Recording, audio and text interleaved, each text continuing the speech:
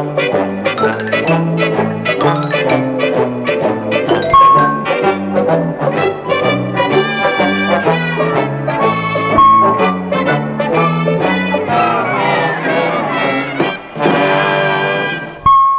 Shaggy, are you and Scooby ready to learn about reporting?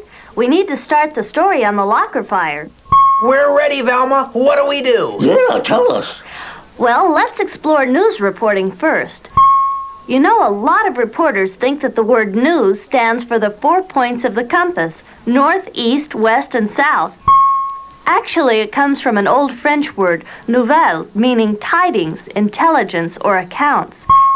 But modern news does come from all directions and from all kinds of people in all kinds of situations. And a reporter has to translate what's happening into a story, right? Yes, a news story is a factual report of what has occurred. It tells the reader what has happened in the shortest, clearest, most interesting, and accurate way possible. Wow, that sounds like a tough assignment, Velma. How does a reporter ever manage the whole thing? Let's go over to the school and I'll explain. Let's go.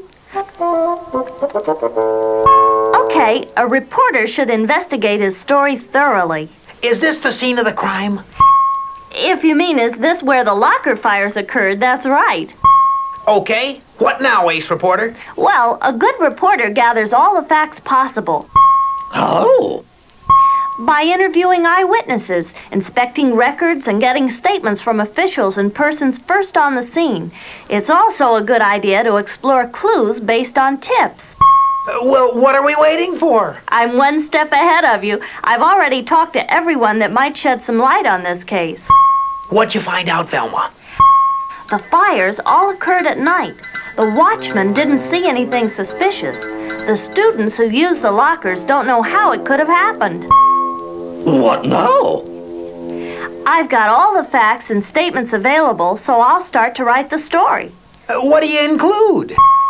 My purpose is to inform and stimulate the reader. Accuracy is the most important quality. At the same time, I need to bring out the dramatic value of the story and spur reader interest. Boy, that sounds like a tough assignment. Where do you start? At the beginning.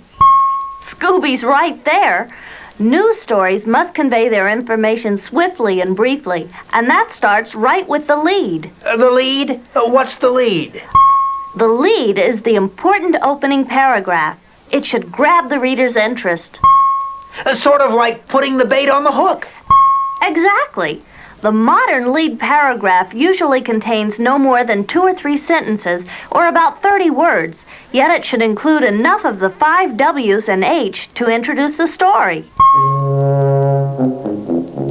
5 W's and H? Sounds like some kind of rock group. No, the 5 W's and H are the questions a reporter tries to answer. Who, where, what, when, why, and how. Any of these questions that are not answered in the lead should be included in the second paragraph. Oh, I see. The lead should be concise. There's no room for unnecessary words. Well, what's your lead gonna be? Let's see. How about, fire has struck 3 lockers in the past week at Grover High School. The nighttime blazes have caused only minor damage, but their cause remains a mystery. And my second paragraph could be, the 3 lockers belong to juniors Jim Sanders, Bob Levitt, and Fred Jackson. 2 lockers are located in the South Corridor and the other locker in the East Wing. Vice Principal Michael Duncan says local police are looking into the incidents. Sounds great. That lead really grabs my interest. What comes next? Next, the body of the story. It develops each of the 5 W's and H in the lead paragraph and second paragraph. It includes other details that may not be essential, but that are interesting to a thorough reader. Well, what will the body of this story be like? I'll describe how the fires were discovered and by whom. Then I'll tell how the police are going about their investigation. Also, I'll list the damage to the student's property as well as the school's property. For the final paragraph, to wrap up the story to this point, I might even mention the Scooby-Doo gang has volunteered to try and solve the mystery. That sounds like it might be a pretty long story. I'll be writing as concisely as possible. I'll also write so each paragraph is complete in itself. The editor can remove one or more paragraphs without hurting the story. Say, that's pretty clever. How would the editor know what to cut? Well, she'd take out the least important or interesting facts. In my story, she would probably start cutting from the end. The style of news writing I'm using is called the inverted pyramid. The most important facts are at the top of the story and diminish in importance as the story continues. Is the inverted pyramid the only way to write news stories? About 90% of all stories are in that style, but another method is to use suspended interest. That's just the opposite of the inverted pyramid. The writer starts with the least important facts and builds to the climax or most important point of the story. Anything else? News stories should not be slanted. They should be completely factual with no hints of the writer's personal opinion. That sounds like a very good policy. Even a single word can color the news. Do you have an example, Velma? What if I had written in my lead, "An arsonist has struck 3 lockers in the past week at Grover School"? What do you mean? Well, Scooby, the fires may not have been man-made. Does that take care of news writing, Velma? Just a few more points you should know. Whenever possible, cite authority, preferably in the lead or second paragraph, like Vice Principal Michael Duncan, rather than just Michael Duncan. The tone of the writing should fit the subject matter. If it's a serious situation, be serious. But if it's less serious, a lighter style might work better.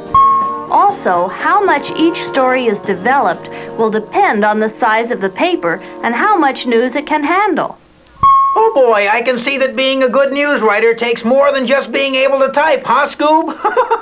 That's right. The best qualities are curiosity, attention to detail, accuracy, objectiveness, and an eye for dramatic value. Do you have to be an expert in grammar and stuff?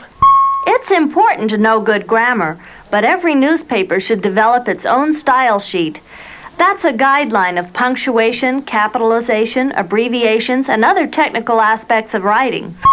Speaking of guidelines, have we wrapped up this story yet? There's still a lot to learn about journalism. We better keep our noses to the grindstone. There you go, talking about noses again, Velma. Oh, well, I guess you're right. We don't want to blow this story, do we? Oh, nose.